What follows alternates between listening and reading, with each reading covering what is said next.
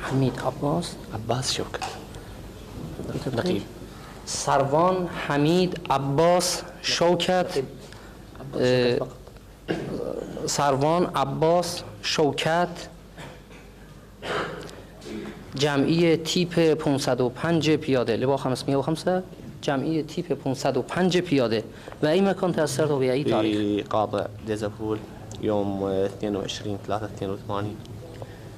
در منطقه دسفول در تاریخ دوم فروردین ماه 1361 دستگیر شدند. شلون كانت تصرفات الجنود الإيرانيين بالنسبة لكم؟ كانت تصرفات مقاتل الجمهورية الإسلامية غير متوقعة من قبلنا بداية الأمر، ولكن عندما وقعنا بالأسر كان تصرف حسن وجيد، والتصرف الإسلامي من يعني هو التصرف الصحيح للفكر الإسلامي لمعاملة الأسير. از ایشان سوال کردم که رفتار سربازان ایرانی با ایشان چطور بوده. اظهار داشتن که رفتار رزمنده اسلامی با ما بسیار خوب بوده، از لحظه دستگیری بهترین رفتار با ما شده و رفتارشون مطابق با موازین اسلامی بوده و بهتر از این هم نمیشد. تريد ترسل نداء لأهلك؟ أسلم على كافة إخواني وأعمامي وخوالي وكافة من يسأل عنا وكافة أصدقائي، وأرجو كل من يسمع ندائي هذا أن يتصل على رقم تليفون مكرر 747 مكرر 67 مكرر 747 مكرر 67 ويبلغهم أني في الجمهورية الإسلامية وبحالة جيدة ومرتاح والحمد لله والشكر. خب ایشون برای خانواده‌اش پیام فرستادن که حالشون خوبه و یک شماره تلفن هم دادن که کسی که صدای ایشون رو میشنوه به خانواده‌اش اطلاع بده که ایشون در سلامت به سر میبره. تريد ترسل نداء للجيش العراقي؟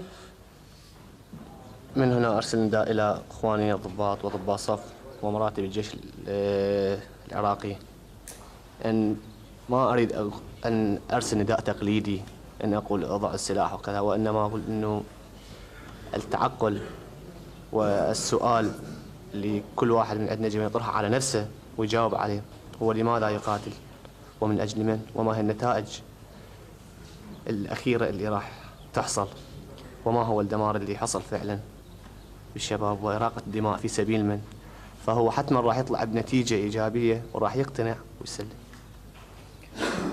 از ایشون سوال کردم که چه پیامی برای ارتش عراق داره. جواب دادن که من نمیخوام یک پیام کلیشه شده برای ارتش عراق بفرستم.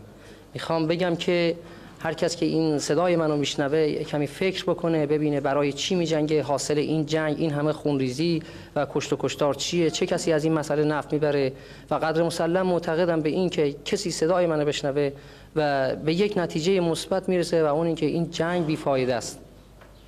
شکرا. عرف نفسك بصورة كاملة. عرف نفسك.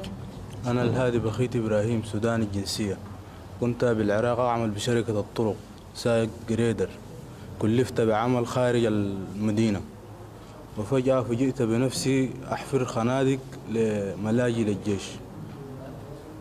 ایشون یک کارگر سودانی هست که در شرکت راهسازی کار میکنه و برای یک مأموریت اداری به خارج از شهر اعزام شده و بعداً از اونجا فرستادنش به جبهه که در اونجا برای نیروهای عراقی سنگر و مواضع تهیه بکنه.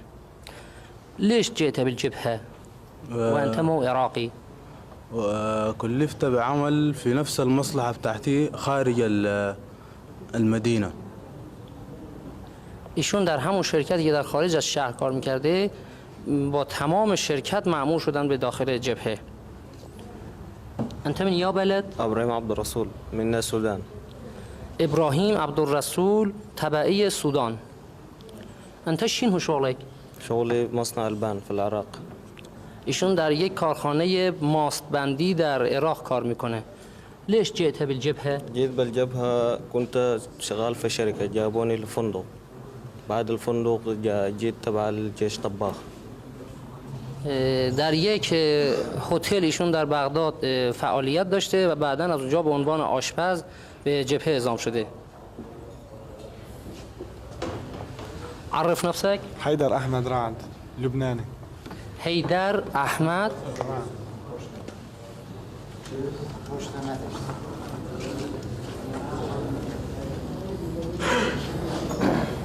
شوية بصوت عال.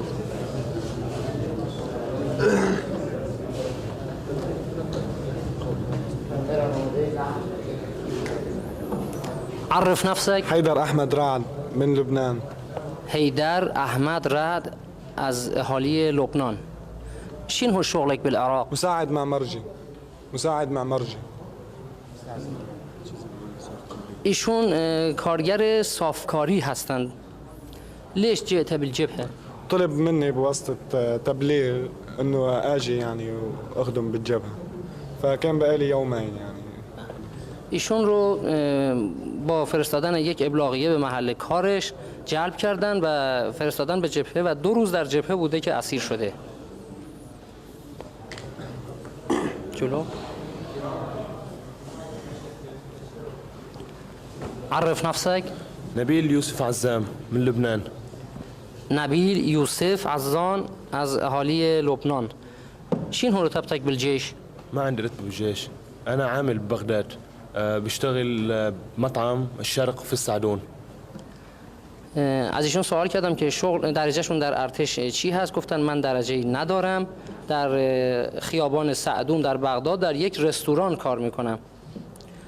شلون جابوكم بالجبهة؟ صار لي 3 أشهر أنا ببغداد عم بشتغل، فانطلب مني إنه إجي بالقوة على الجبهة، فأخذوا مني باسبوري وأخذوه على المخابرات، فمن هونيك ما قدرت أسافر أنا برا العراق، فمنعوني يا إني على الجبهة يا السجن، وقالوا لي فترة 3 أشهر فقط، فصار لي يومين بالجبهة أنا. ایشون 3 ماه بوده که در بغداد مشغول کار بودن. پاسپورت ایشون رو دولت عراق ضبط میکنه و ایشون رو ممنوع میکنه از مسافرت به خارج از ترک کشور عراق و بعدا تهدید میکنه که یا باید به جبهه اعزام بشی و یا بری به زندان و ایشون رو اجباراً به جبهه فرستادن. عندي تحية إلى الجمهورية الإسلامية على رعايتها إلنا وعلى حنانها بالنسبة إلي. از رفتار خوب و استقبال گرم برادران رزمنده ارتش